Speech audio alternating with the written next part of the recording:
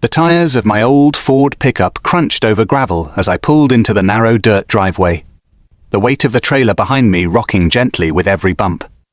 My daughter's cabin peeked through the tall pine trees ahead, rustic and peaceful, like something out of a Hallmark postcard. I turned the engine off and sat in silence for a moment, letting the quiet of Pinewood Lake settle in. This was supposed to be a new chapter for Lily, my daughter, and in some ways, for me. After the whirlwind of her college graduation, a failed engagement, and a draining tech job in the city, she had finally decided to slow down. Her late grandmother, God bless her stubborn soul, had left her this lakeside cabin. It wasn't much 2 bedrooms, 1 bath, creaky porch, but it had bones, charm, and roots deeper than any apartment she'd ever rented. "Dad?" Lily's voice called out from the porch, her face lit up as she ran down the steps. She was already barefoot, her sundress fluttering slightly in the lake breeze. "You made it!" I stepped out of the truck, stretching my back. "Of course I did. Got all your boxes, tools, and even remembered the coffee maker." She gave me a hug, and for a moment, it felt like everything was right in the world. Little did we know, that peaceful moment was about to shatter. I had barely pulled the first box labeled Kitchen Fragile out of the trailer when I heard the crunch of aggressive footsteps behind me. "Excuse me?" A sharp voice rang out. I turned around, nearly bumping into a woman in a coral windbreaker, thick sunglasses, and the kind of scowl that could curdle milk. Her platinum bob was sprayed into place like a helmet. "You can't just unload here without notifying the HOA," she snapped, holding up a clipboard like it was a badge of authority. I blinked. "Good morning to you too." Lily stepped down from the porch, wiping her hands on her dress. "Hi, I'm Lily Crawford. This is my cabin. We're just moving some things in." The woman cut her off with a laugh so bitter it sounded like a cough. "I know who you are, Miss Crawford. And I know this property. I'm Karen Millstone, acting president of the Pinewood Lake Homeowners Association, and what you're doing right now is in violation of Article 14B. I looked around. There were no other houses in view. Just forest, lake, and sky. What violation are we talking about here? And no advanced notice. No occupancy permit.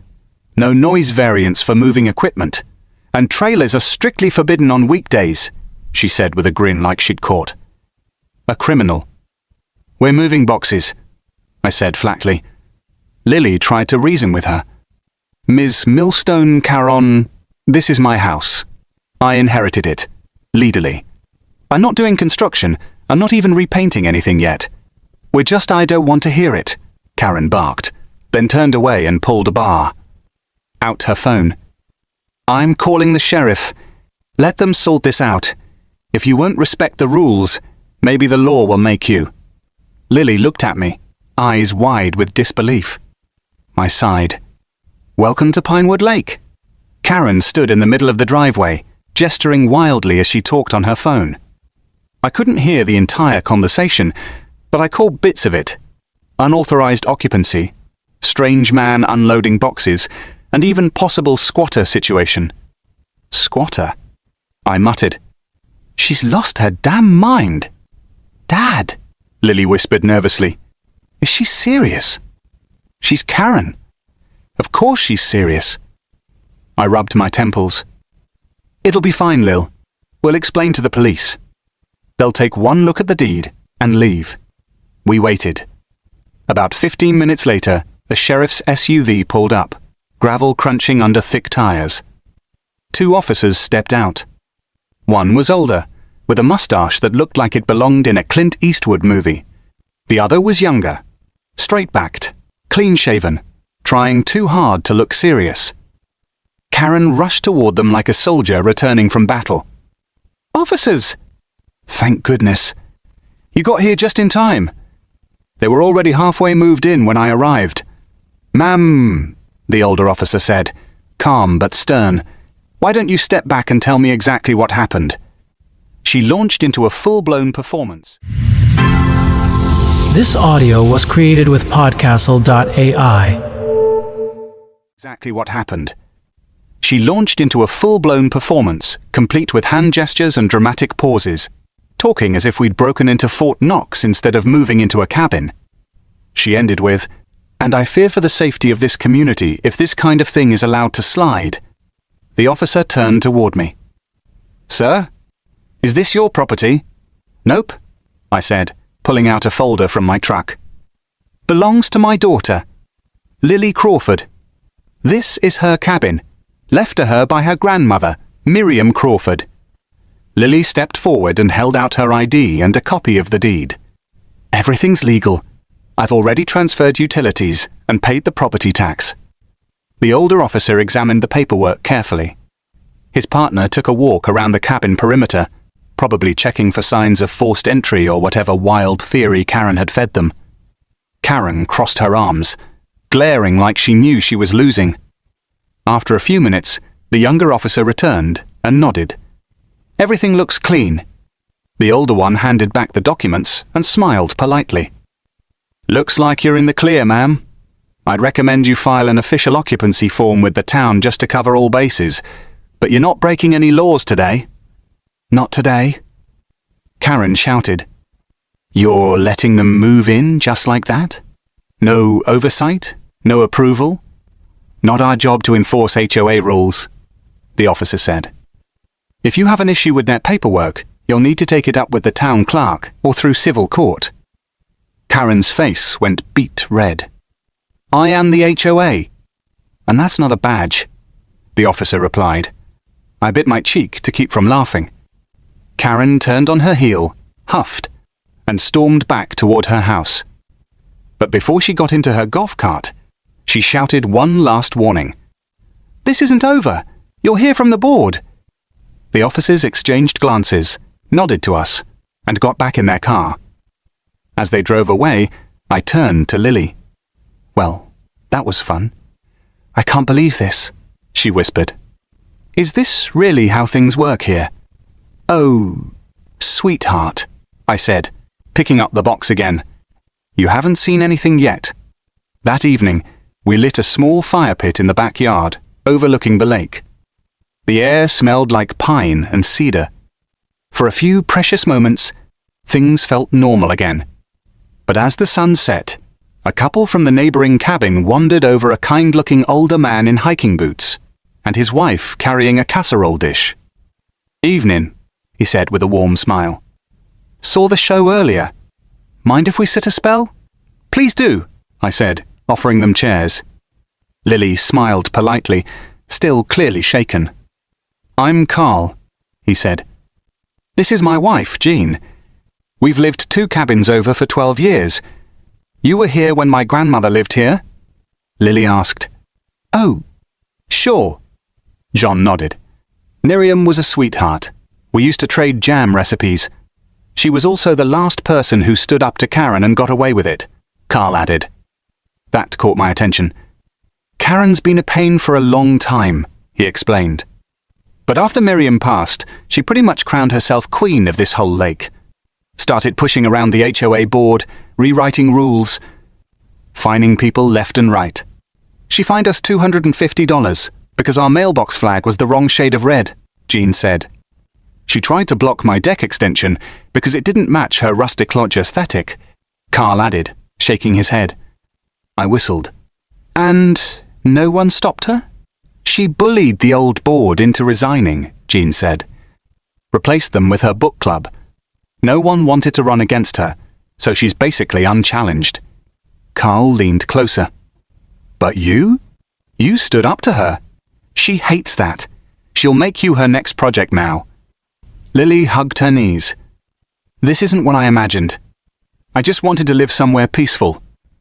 I reached over and put a hand on her shoulder. "You still can, but we may have to make some noise to get there." Carl handed me a folded pamphlet, the HOA's latest rule set. "You'll want to read that. Start with Section 4. You'll love the part about lawn flamingos." "Seriously?" He nodded grimly. Deadly serious. I stared into the fire as the wind rustled through the trees. Karen had picked the wrong dad to mess with. The morning after Karen got served with the HOA dissolution petition, the lake felt eerie. The usual tapping of Karen's clipboard on her porch rail was missing. No golf cart patrols. No passive-aggressive flyers. Lily noticed it before I did. "She's gone quiet," she said warily, sipping her coffee. "Too quiet." At noon, a certified letter arrived addressed to me. From the law offices of Denton Moore on behalf of Ms. Karen Millstone, President of Pinewood Lake, HOA, cease and desist all activities interfering with HOA governance. Your recent petition has been filed without adherence to procedural bylaws established in PO. 2019. Attached. Failure to comply will result in legal action. Lily looked up, horrified. She lawyered up. "Of course she did," I replied, unfazed. "It's her only move left. She's serious, though. Look at this." Lily pointed to a highlighted section. "Petition will be challenged in district court." I smiled. "Good. Now we go public." I didn't want to play dirty, but Karen had crossed too many lines. She'd targeted my daughter, tried to intimidate us, and now she was abusing the legal system to protect her fake crown. So I made a call to a friend, Jenna, the local reporter who used to owe my mum favors. Within 48 hours, a story hit the Pine County Gazette. Lake Cabin HOA president under fire for alleged election fraud. Longtime HOA president accused of manipulating election ballots and levying personal fines for non-compliance with unofficial rules. We'd shared copies of the 2022 complaint, the shady ballot logs, and multiple affidavits from neighbors. Karen lost her mind. She posted a furious 3-page rebuttal on the HOA's Facebook group, calling it a smear campaign led by an angry man and his unqualified daughter. She claimed Lily was squatting illegally and called my petition treasonous. I replied in the comments with a picture of the deed. Karen deleted the whole thread within hours. But the damage was done. That weekend, I hosted a cookout. Not just a barbecue, a strategy session. 20 homeowners showed up. Even those who hadn't signed my petition. Jean and Carl passed around drinks while I projected HOA docs onto the side of the shed Karen tried to report. People gasped. Some laughed. One man, Ray, slapped his knee. "She fined me $100 for planting tulips. She said they clashed with the community aesthetic. That woman fined me for drying swimsuits on my deck rail," another added. The energy changed. This wasn't just about me and Karen anymore. It was about all of us. "Look," I said, raising my glass. "This doesn't have to be about revenge. We can make Pinewood Lake a real community again. No intimidation, no clipboards, just common sense." Carl raised his beer. "To Pinewood!" Everyone cheered. Even Lily smiled again. Karen couldn't stop the county's review of our petition. But she could try to delay it, and she did. The court hearing was packed. Karen showed up in a navy pantsuit with a pearl necklace like she was running for governor. Her lawyer read off legal jargon for an hour, citing every obscure sub-rule in the HOA charter. But I had prepared. I stood up with a stack of papers, notarized complaints, timeline comparisons, and a simple summary of voter suppression tactics from the 2022 election. The judge, an older woman with sharp eyes, listened without expression. Then she asked one question. "Ms. Millstone, how do you explain the missing..." This audio was created with Podcastle.ai. "Ms. Millstone, how do you explain the missing ballots?" Karen froze. Those ballots were invalid. Non-conforming homes don't get votes. The judge raised an eyebrow. That's not in the charter. In fact, the charter states every property owner is entitled to a vote regardless of current standing. Karen blinked. The judge turned to me. "Mr. Crawford, your petition meets procedural criteria. I will authorize a community-wide referendum within 30 days. If your vote passes, the HOA is dissolved." The courtroom exploded. Karen's face was stone. Lily squeezed my hand. "We're winning, Dad." In the weeks leading up to the referendum, Karen launched what we now call the Blitz. She put up signs around the lake that read, "No HOA equals no security. Vote no to chaos. Don't let outsiders ruin our lake. You remember? Your property value is at stake." She even sent flyers. Warming of RV parks and low-income housing if the HOA dissolved. But we weren't idle either. Lily and I went door to door with calm, rational flyers. We reminded people that we weren't eliminating order, just removing her tyranny. The town still had codes. State laws still existed. But no more $50 fines for decorative pumpkins. And then Karen crossed the line. She fined a veteran, an elderly man named Lou, for flying an American flag from his porch. Claimed it was not pre-approved fabric. The photo went viral in the local Facebook groups. Karen had officially lost the town. Voting day felt like a small-town election.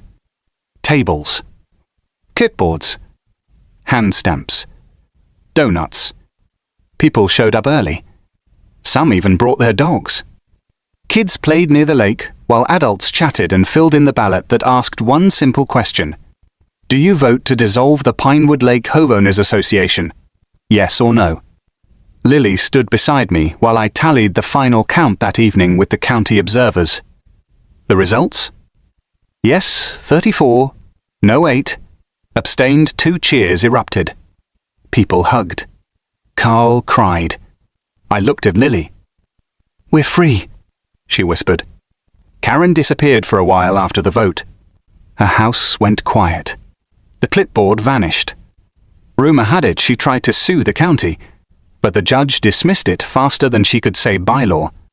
Then her house went up for sale.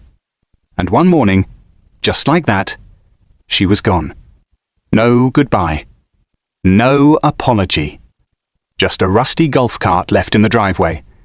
6 months later, Pinewood Lake was thriving. We'd started a voluntary neighborhood council. No fines, no patrols.